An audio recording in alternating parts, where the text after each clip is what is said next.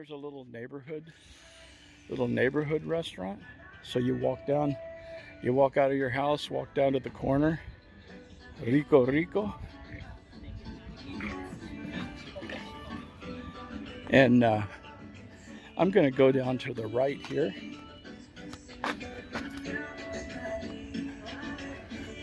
Try to stay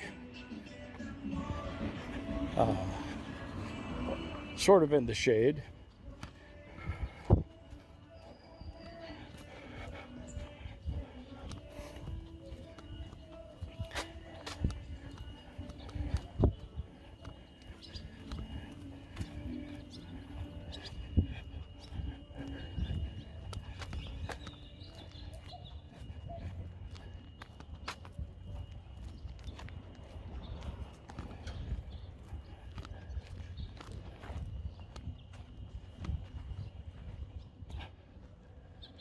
This looks interesting down this way. As you might guess, you guys are seeing a lot of this for the first time, as am I. This is my first walk through this neighborhood. I've driven through parts of it with my friend Alma, but this is my first time looking at it in any sort of depth.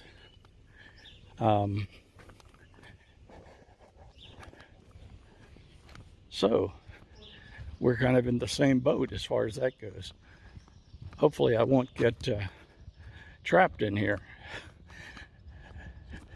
But there's always a way out, my friends.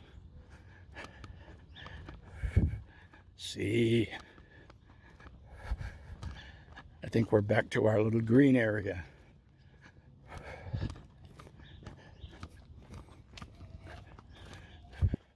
Again, another what is effectively like a cul-de-sac. Now, if you have a motorcycle, obviously pretty easy to get through here. A question came up from somebody. I'm not sure who it was and from what video, but they noticed that the curbs along many of the streets are very high, you know, at the sidewalks. And they ask about that and why that might be. I don't know the engineering side of things. I do know this, that when it rains here during the rainy season, it rains and it rains and the streets fill with water. Dogs, like I said, the streets fill with water. The drainage system in the city has a very difficult time keeping up with all of the rainwater. So consequently, streets flood, sidewalks flood.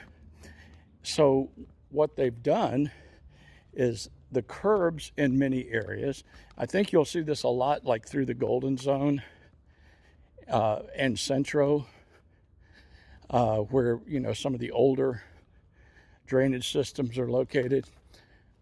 They have higher curbs so that it doesn't totally overwhelm the sidewalk. You can still walk. Now, I'll tell you this.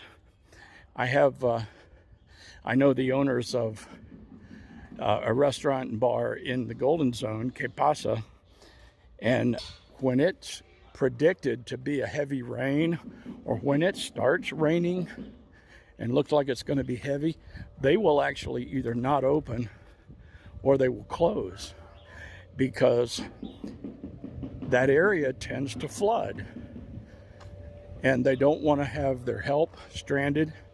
They don't want to have visitors stranded, you know, by having to trudge through flooding areas. Now, you know, it's not like it's wiping everything out, but, you know, you're going to get wet.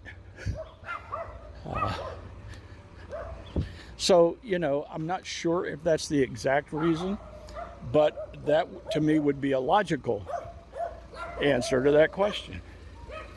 You know, maybe I'll ask my friend Alma Maybe she knows some city engineers or something that will say, oh no, it's because of this or that or something. I don't know.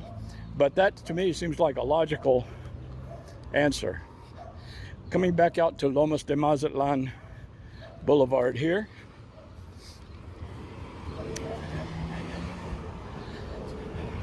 I'm going to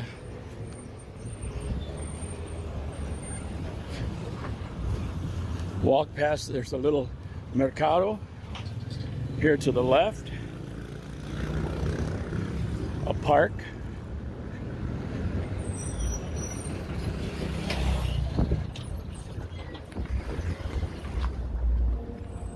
Buenos días.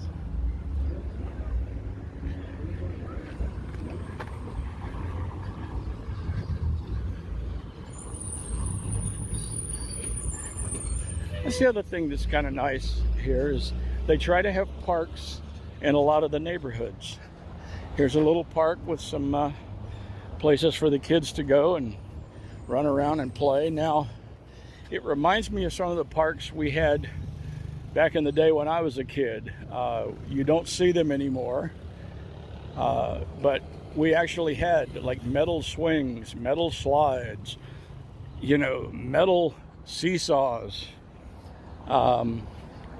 You know, we've decided that those are too dangerous, so we don't do that anymore. We do plastic,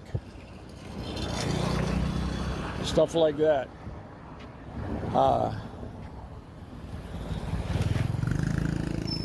Again, looking back at Lomas de Mazatlan.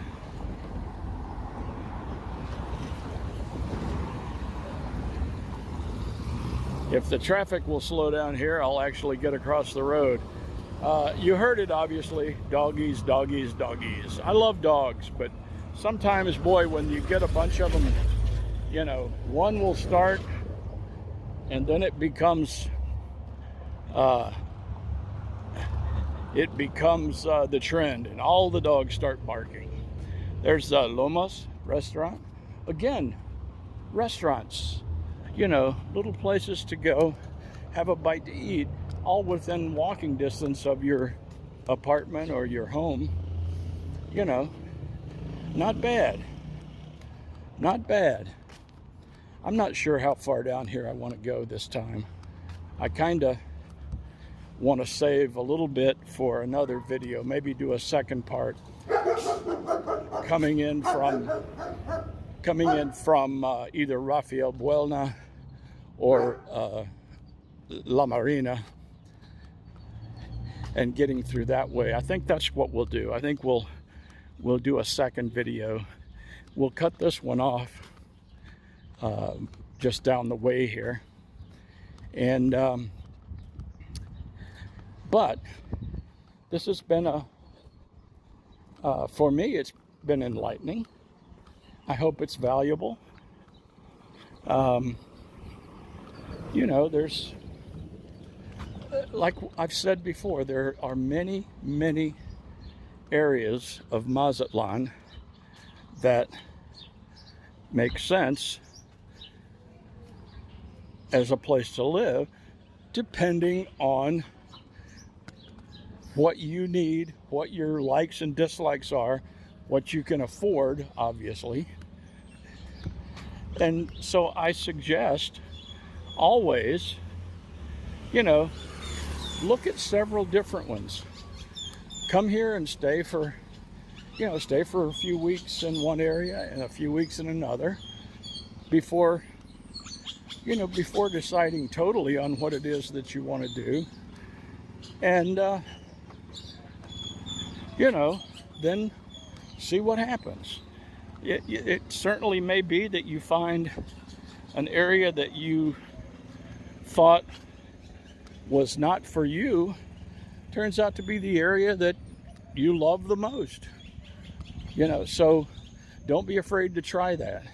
Now, you know, keep in mind and listen to other folks. You know, there are certainly a lot of folks here who have done things like that, and they can give you some advice.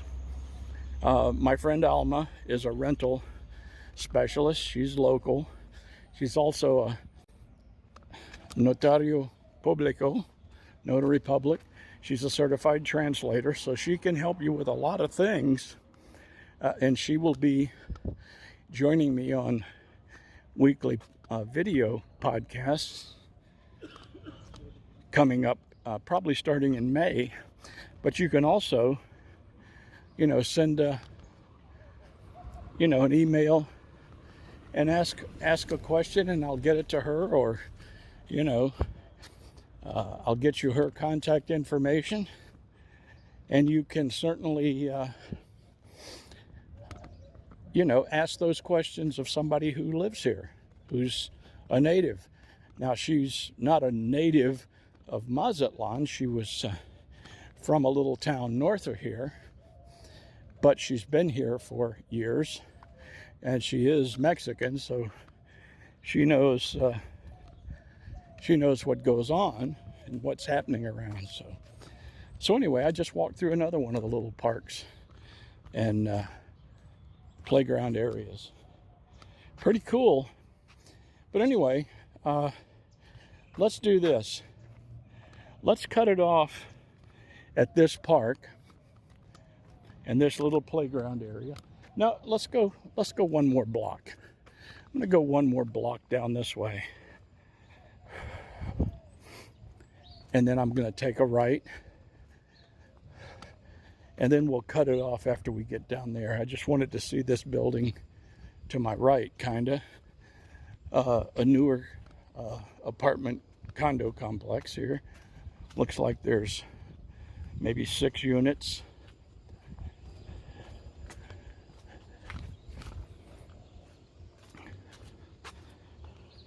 Judging by the electric meters. Looks like a nice spot. See how quiet it is? And keep in mind, you're a 10-minute walk from Party Central.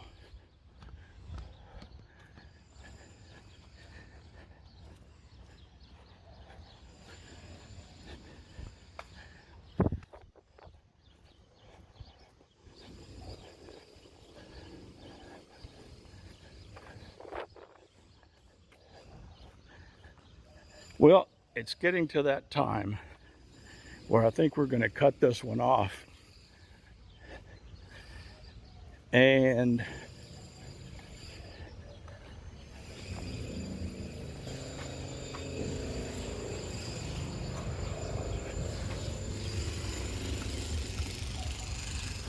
we'll go to this corner right down here and we'll end this video.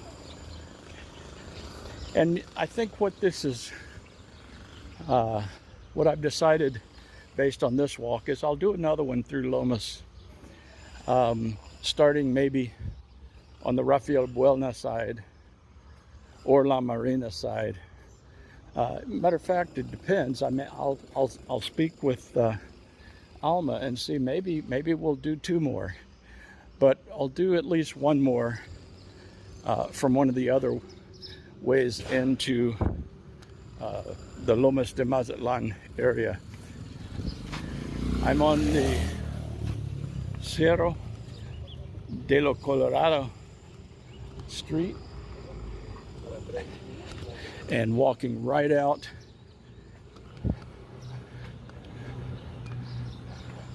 to the main drag again.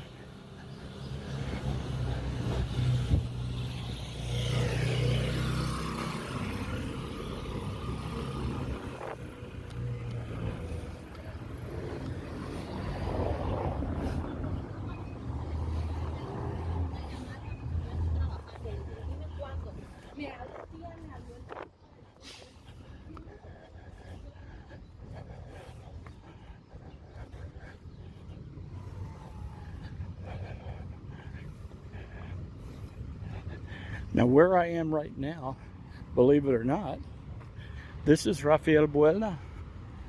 This is Rafael Buelna. Across the way, Hacienda Las Cruces.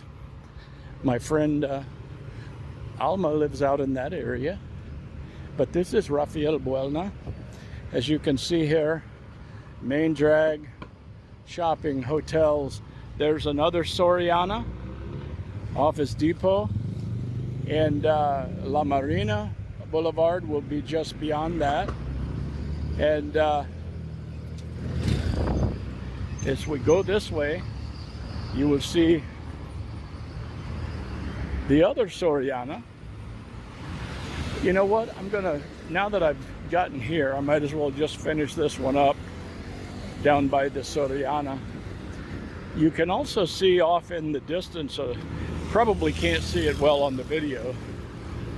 If you go past where the Soriana sign is on the left and look way down in the distance, you'll see Valentino's, which is at the corner, obviously. As you get into the Golden Zone, it's right at the traffic circle. Here's Cerro San Antonio.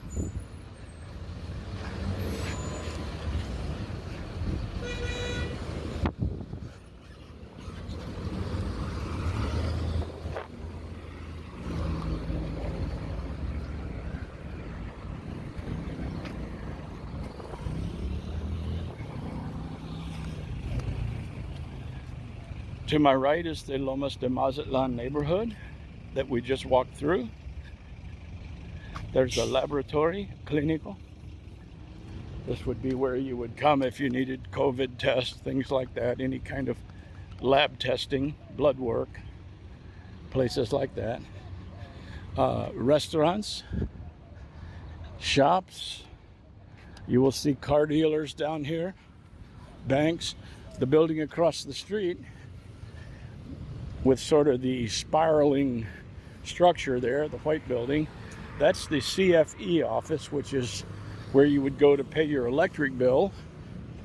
I've visited that many times before. About a block and a half, 2 blocks behind this, we may not be able to see it, is Sam's Club. And if you go just beyond Sam's Club, you can, it's hard to see because there's a car dealer lot back there, but it's about 2 blocks back, Sam's Club. And then if you go another block or 2 past Sam's Club, you get to Grand Plaza. So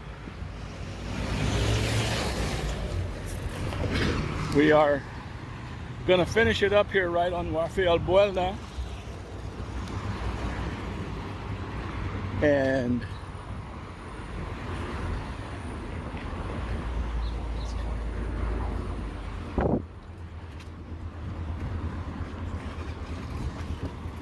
obviously restaurants, obviously plenty of places to have a cerveza or some tacos.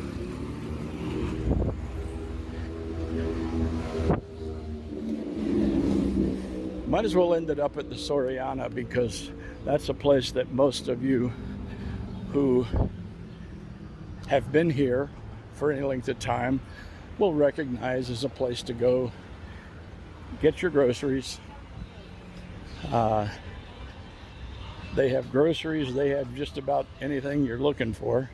They have electronics, they have all sorts of stuff.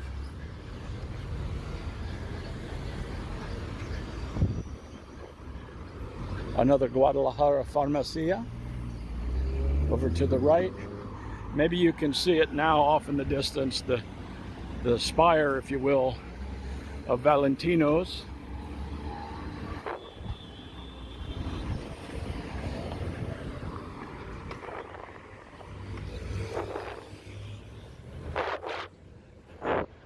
If you need a Jeep, there's your Jeep dealer. More shops, MX gas. Again, like I said, you don't do self-service here. They have full service. They come out and fill your tank. They will check your oil. They will do all that stuff, whatever you need.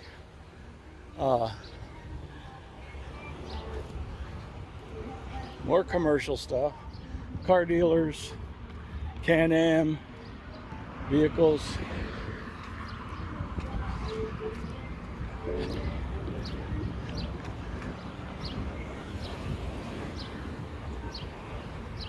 I'm going to cut it off at this corner, people. We will sit there and look at the Soriana Hyper.